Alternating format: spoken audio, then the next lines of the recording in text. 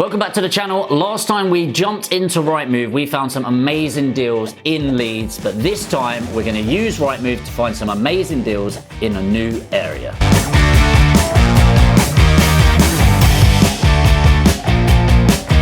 So what we're going to do is use Rightmove and LENDLORD to find and analyze some great properties in Liverpool. So I've put in some basic metrics here. Liverpool 2-bed to, let's go to 4-bed. Property type I've used as houses, terrace, semi-detached and detached. In general, unless it's central London or a central city, I don't really like going for flats. I'm not a fan of leasehold properties, so we stick with freehold. This is typically what I'll find for myself and my investors. Then I've put a filter on here I'm going to take off include subject to contract, but don't show new homes, retirement or buying schemes. So we've got 964 results, which is ridiculous, but doesn't really matter. Let's scroll through here. The first thing I really want to point out is these properties. Everyone lists by lowest price first. The issue with that is at 35 grand, 40 grand, 50 grand, they are guide prices, which usually means it's at an auction, as you can see there. But you're going to really struggle to get mortgages. So unless you know this area has end values of 90, 100,000, I personally would just stay away from this as much as possible. So it's weird, even this one, it looks beautiful, but I think it's generally there to get interest and then bid up. So let's go over to like page 6 and see what we're looking at. So we're over here on page 6, and this actually looks like a pretty good one. So it says ideal investment, but of course they're going to say that. £90,000 property. If we jump into this one, what we can see is it's done up to a pretty strong standard. So you can see that somebody has clearly bought this and refurbished it to a buy-to-let standard so we can utilize it in the best way possible to get the returns. What I'd really like to do is just scroll down a little bit, see that it's got 3 bedrooms, 1 bathroom, terrace property. Now, what I'm not doing in this video is breaking down a full analysis of the area, looking at crime rates, looking at tenure of property, looking at schools, looking at unemployment in the area. What we're going to do is make the assumption that all of those boxes are ticked, and you can look at one of my other videos of analyzing the geographic location in a separate video before you come back to this. So it doesn't really show too much. Okay, ideal investment, yeah, everyone's going to say that. So what we really need to do is jump over to Rightmove again and get a rental comparable. So the first thing we're going to do is go over to Royal Mail. So Royal Mail postcode finder.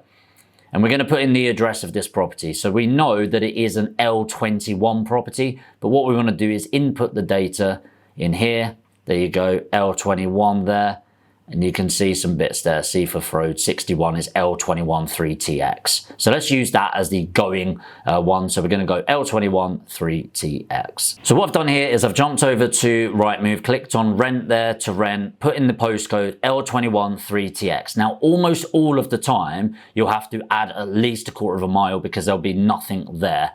Okay, now what's interesting is I've gone to 3 beds and I've put the property type as a house again, and then on the filter, taken some bits off, but there's nothing available. So what's interesting is if I go on include let agreed here, 2 results come up, which is quite telling. Number one, that both of the properties that are there are rented out, which is very good, but also what you've got is they're on the road, which is nice. So both of them have rented with separate letting agents on Seaforth Road, which this property is, for 570. So let's have just a really quick look at these photos. Again, you can see it's been refurbed to a buy-to-let standard, and I'm sorry if this is your property, but the carpet's not very well laid down. A bit of a rush job on that one. Still rented, assuming the 570. What I do on top of this, by the way, is I'd call the letting agent just to find out if they actually did. So this is the second property. Again, buy-to-let standard. Do you know what? It wouldn't shock me if that's the same landlord, but the carpets are laid a bit better. So let's go off of that. But even if that wasn't there, what I'd be really tempted to do is just increase the search area. So if we go back, you can see the search area of a quarter of a mile. Let's just increase it to half a mile and just see what we're looking at. So you can see here, there's 5 results instead of the original 2. It's a very different type though, isn't it? You've got some at 525, one at 625, which is slightly different design. based on the very, very quick analysis of this, the most obvious ones seem to be the 2 3-bedroom terrace houses on the same road. So they're never going to get more accurate than that. So now we know it's a 90,000 roughly purchase price and a £570 rental. So what we're going to do is jump over to Landlord, who is today's video sponsor, as I mentioned, and we're going to be breaking down exactly what this looks like. This is their deal analyzer section, and what I'll do is I'll put a link below so you can get access for free and you can run your numbers on this as well. I find it a really accurate way of making sure we're getting both short-term returns and the long-term metrics. So let me chuck this in now and we'll come back in a second. So we've got the figures put in here now where you can see the purchase price of 90,000. It automatically does this. So it tells the value you can change. I've put the rent in and I've put closing costs. Closing costs are your solicitor, survey, etc. And then the only thing I've manipulated in here is I've put the mortgage interest rate up to 3%. The default is 2.5%. I think for most people it will be closer to 3, maybe even 3.25. Managing, I've put as 12%. It's actually 10% plus VAT, but most of you won't be VAT registered. And then maintenance at 28 quid a month, which represents about 5%. And then landlord insurance at £10 a month. And I've put annual property appreciation at 5%. Long-term capital appreciation is around 7.8% since 1086, but I like to be conservative because there will be ebbs and flows within that. The reason why you put property appreciation, and I've put the holding period over 10 years, is property is a long-term investment. And what I want to see is not only the short-term return, but also the long-term analysis. And the reason I like putting this in is, well, number one, it's kind of cool, it's exciting, but also to remind me that getting an extra £5 discount today just honestly doesn't matter that much in the long term overall. So this area, assuming it's okay, £90,000 is going to get me an 11.97% return on capital employed. Now, is this the right area? Well, that's really going to depend, right? So I would need to do further analysis on that. But subject to it being a good area, that's not bad, right? So almost a 12% return on capital employed. Now, naturally, if you're using a broker or something like that, it's going to go up slightly in terms of the cost, so that return will come down. But also, this is what I really like. The long-term ROI, return on investment, is 325%, which that's over a 10-year period, right? Now, obviously, what that doesn't mean is 32.5% return per annum. It's a cumulative impact. So this is the number that I also really like, which is the internal rate of return, which is an estimated annualized return averaged over that 10 years. What's interesting, though, is if you keep going up, just how much it can go up on this long-term return on investment. So you can see 15 years, 548%. At 20 years, 820%. At 25 years, you've got 1000%. Now, most of you, if you're anything like me, your retirement will be death in this. But ultimately, even if you look at a 10-year period, this is a phenomenal return. So whilst it's a relatively cheap property, and you might look at this and look at the surrounding area and look at next door at the rough gate and go, oh, I don't know if I'd want to live there. The property is not about emotions. It's about the objectivity of what makes a great property on the market right now that you can move forward with. But let's look at slightly more expensive property that to the naked eye looks like a great investment, and let's see how it compares. Okay, so let's have a look at this one here. So we've got this Didcot Close. It's in L25, which is nice.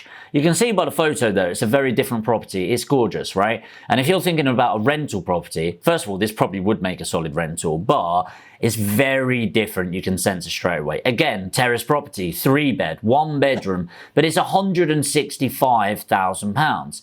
So does it make a good investment? Well, let's have a look. Let's see what's actually coming up in the area. So again, let's jump over. We're going to get the postcode on this again. So we've got L25 9QA, and what we're going to do is jump over to Rightmove Rentals again and then see what comes up for us. So L25 9QA. So again, we've gone in here, and what you can see is I've gone to L25 9QA within a quarter of a mile, 2-bed upwards, and property type narrowed down to the houses, and including sold subject to contract. So it should show me as much of the market as possible. But it's actually only got one property there. Now you can see from that photo, I mean, look from that one to that one, it's a different property for sure, but it really is like hard to find comparables here. And sometimes you're going to find this, okay? But let's carry on searching so we can make our best guess on this. If we jump to half a mile, you can see it's got a couple more results. So we've got 3 properties now, the same one there, 725, which that might be a direct comparable, but it is only 2-bed. And then 895, and again, that's a very different one. Now, I don't really like doing this very often, but we're going to jump to 1 mile now to see what we've got. Now, surely that's going to increase it. No, still only 6 results within 1 mile. Bear in mind, that is a 1 mile radius, so it's quite far. And again, just such a variety here.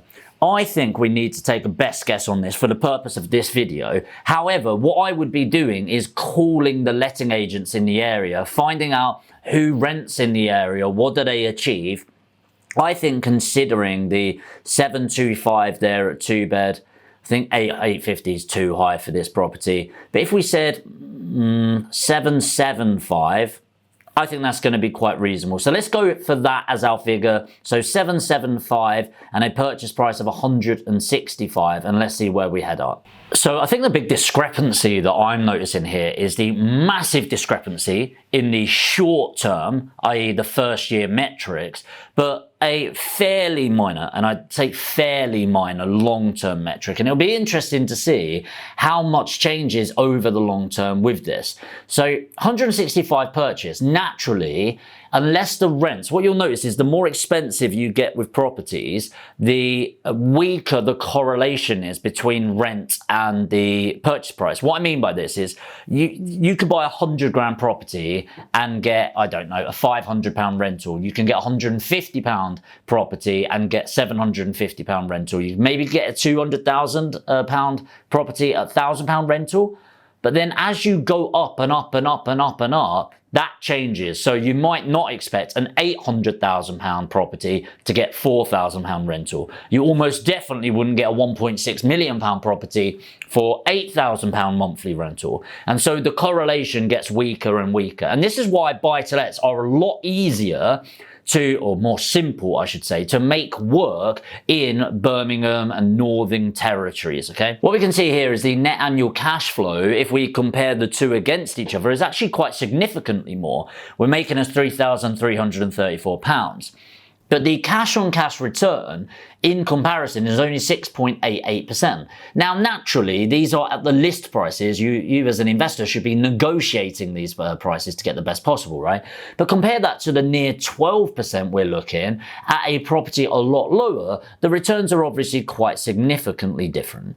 However, when we look at the long-term metrics and we look at the 10 years, if you remember, we were around 300% here. We're at 274%. So is that really huge, a 2.5% difference per annum?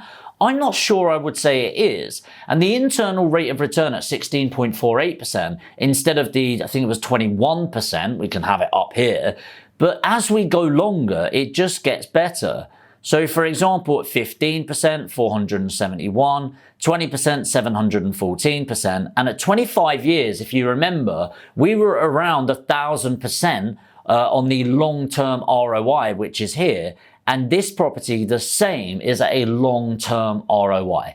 So it's important to have this distinction as you're going through, because long-term, both of these make phenomenal investments. And so you just need to look at your personal finance situation. If I'm somebody sat here with £1 million in my bank account, then actually I might consider buying the more expensive property, obviously negotiating a bit off, knowing that I'm going to get a long-term tenant in there that wants to make my house their home and likely is going to treat it really well because of that, and I'll make a solid return over time with less problems.